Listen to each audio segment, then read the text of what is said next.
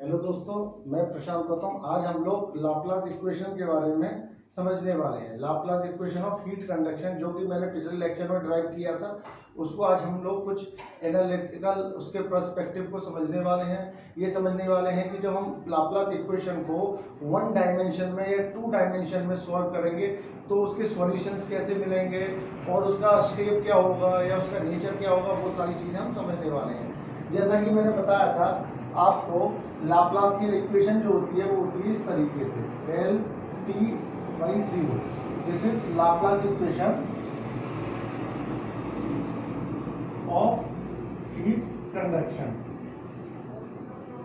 पिछले टर्म पे मैंने आपको Laplace equation of heat conduction को डिफाइन किया था और इसको बोलते हैं लाप्लासियन फंक्शन। क्या होता है ये? लाप्लासियन फंक्शन होता है। जब मैंने इसको सॉल्व किया या इसको एक्सपेंड किया तो ये इक्वेशन आपको इस तरीके से लिखी जा सकती है। ओके, अब इसमें मैंने इसका जो थर्ड डायमेंशन है, मतलब जेड डायमेंशन है, उसको जीरो अज्यूम कर लिया। मैंने मान लिया जो टेम्परेचर का जो वेरिएशन हो रहा है इन जेड डायरेक्शन वो नेग्लिजिबल है, मतलब हो ही नहीं रहा है। तो ये टर्म अगर मैंने उसको नेग्लेक्ट कर दिया तो मेरे पास इक्वेशन रिड्यूस हो गई टू डायमेंशन में। This is the equation in two dimension. अब इस इक्वेशन को बोलेंगे Laplacian equation of heat conduction in two dimension, मतलब इन एक्स वाई प्लेन। अगर मैं इसकी बात करूं, इसके नेचर की या इसके ग्राफ की, तो इसका जो सॉल्यूशन आएगा वो सॉल्यूशन इलिप्स फॉर्म करेगा ये। तो इसकी जो बाउंड्री कंडीशंस मिलती हैं इस इक्वेशन को जब हम सॉल्व करते हैं वो एलिप्टिकल पाथ पे मिलती है, मतलब उसकी बाउंड्री पे हमें सॉल्यूशंस मिलते हैं। जब बाउंड्री कंडीशन पुट करेंगे उसकी बाउंड्री पे हमें सॉल्यूशंस मिलेंगे, जो कि एमटेक वगैरह हायर स्टडीज में हम पढ़ते हैं। पर within our course, within our studies, तो हम लोगों को बस ये पता होना चाहिए। ये क्वेश्चन भी पूछा गया था, एक एग्जामिनेशन है MDL, उसमें ये पूछा गया था कि लाप्लासियन इक्वेशन जो होती है वो किस तरीके का सॉल्यूशन देता है, मतलब किस तरीके का फंक्शन होता है, मतलब उसका नेचर क्या होता है, कर्व क्या होता है। तो उसका कर्व होता है इलिप्स। ओके, अगर मैंने इसी इक्वेशन को टू डायमेंशन को एक डायमेंशन में रिड्यूस कर दिया, मतलब वाई वाला वेरिएशन जो है मैंने नेग्लिजिबल मान लिया, मतलब वाई डायरेक्शन में जो हीट कंडक्शन हो रहा है, टेम्परेचर वेरिएशन हो रहा है, उसको भी नेग्लिजिबल मान लिया और उसको मैंने नेग्लेक्ट कर दिया, तो ये पूरी इक्वेशन जो रिड्यूस हो जाएगी वो हो जाएगी वन डायमेंशन में। इक्वेशन रहेगी ये, तो इसको बोलते हैं Laplace equation in one dimension. This is called Laplace equation इन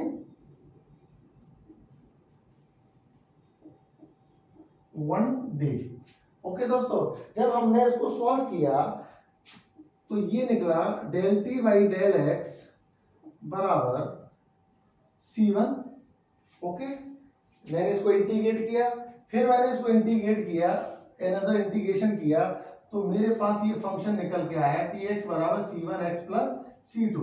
तो इसका जो सॉल्यूशन निकल के आया लाप्लासियन इक्वेशन इन 1D का, Tx बराबर C1x प्लस C2 निकल के आया। दो बार मैंने इसको इंटीग्रेट किया तो एक ये linear variation of temperature with x direction, मतलब टेम्परेचर का जो वेरिएशन है एक्स के साथ वो लीनियर आया। तो अगर मैं इसकी ग्राफ की बात करूं, मान लीजिए कोई बॉडी है, तो इसका जो वेरिएशन निकल के आएगा वो कैसा आएगा? लीनियर निकल के आएगा। अब बात करते हैं, ये तो मेरा लाप्लासियन फंक्शन की बात हो गई। अब बात करते हैं पॉइसन इक्वेशन। पॉइसन इक्वेशन क्या होती है? पॉइसन इक्वेशन मैंने आपको बताया था, पॉइसन इक्वेशन कंडीशन होती है स्टेडी स्टेट के लिए। किसके लिए होती है? Steady state plus heat generation के लिए। किसके लिए? हीट जनरेशन के लिए।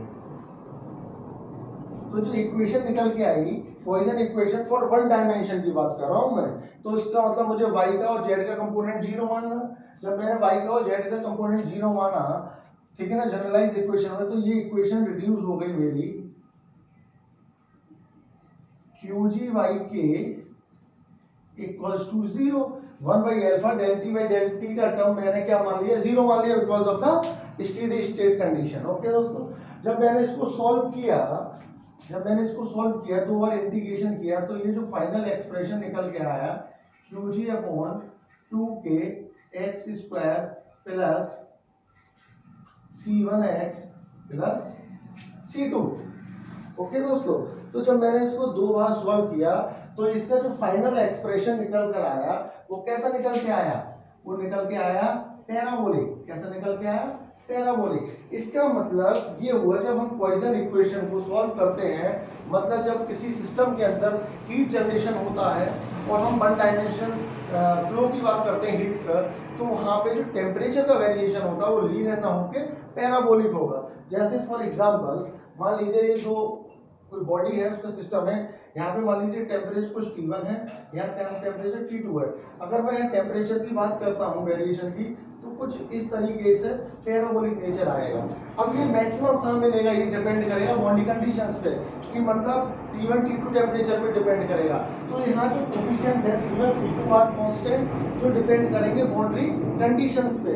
जब हम इसको सॉल्व करेंगे इक्वेशन को, तो यहाँ पे C1 C2 कोई वैल्यू निकल आएगी जिसके बेसिस पर हम लोग मैक्सिमा फाइंड कर लेंगे। तो मैक्सिमा के लिए जो कंडीशन होगी फॉर गेटिंग मैक्सिमा, मतलब पीक कहाँ पीक मिल रहा है, यहाँ पे जो del T by del x होगा वो क्या होगा, 0 होगा। तो ये कुछ मेजर बातें हैं जो एग्जामिनेशन में यूज होती हैं और इससे रिलेटेड काफी क्वेश्चंस गेट में भी पूछे जाते हैं, इंजीनियरिंग सर्विसेज में भी पूछे जाते हैं। और इसके अलावा एक तीसरी इक्वेशन भी होती है डिफ्यूजन इक्वेशन। डिफ्यूजन इक्वेशन में हीट जनरेशन का टर्म 0 होता है और जो राइट हैंड साइड वाला जो टर्म होता है वो नॉन जीरो होता है। इसका मतलब ये टर्म अब बात करते हैं डिफ्यूजन इक्वेशन की। दिस इज डिफ्यूजन इक्वेशन में del T2 upon del x square equals to 1 by alpha del T by del T. This is diffusion equation. तो इंजीनियरिंग सर्विसेज ने डिफ्यूजन इक्वेशन पे भी क्वेश्चन दिया है, पॉइसन इक्वेशन पे भी क्वेश्चन दिया है और लाप्लास इक्वेशन पे भी क्वेश्चन दिया है। तो ये कुछ जनरल इक्वेशंस हैं जो फोरियर-वॉइड इक्वेशन से निकलकर डिफरेंट कंडीशन के लिए 3 इक्वेशन आती हैं और जो जनरली एग्जामिनेशंस में बहुत पूछी जाती हैं। गेट में भी पूछा जाता है, इंजीनियरिंग सर्विसेज में भी पूछा जाता है, अदर पीएससीज के जितने भी एग्जामिनेशन होते हैं उसमें भी पूछा जाता है। तो आज मैंने तीनों इक्वेशंस के बारे में बता दिया, Poisson, diffusion and Laplace equation. और ये तीनों equation Fourier Biot generalized equation of heat conduction से निकल कर आती हैं। सबके बारे में मैंने आपको वेरिएशन ऑफ द टेम्परेचर, कैसे सिस्टम के अंदर बॉडी के अंदर टेम्परेचर वेरी कर रहा है, ये मैंने दोस्तों आपके लिए बता दिया। नेक्स्ट वीडियो में मैं आपको फोरियर्स लॉ इन 1D, ठीक है ना, उसके बारे में डिस्कस करेंगे। और उसके अलावा हम एक प्लेट, मतलब हीटेड प्लेट के ऊपर कोई भी फ्लो हो रहा है, फ्लूइड फ्लो हो रहा है, वहां पे एक कंडीशन होती है न्यूमैन कंडीशन, जिस पे जनरली गेट काफी क्वेश्चन बनाता है, उसके बारे में डिस्कस करेंगे। Thank you.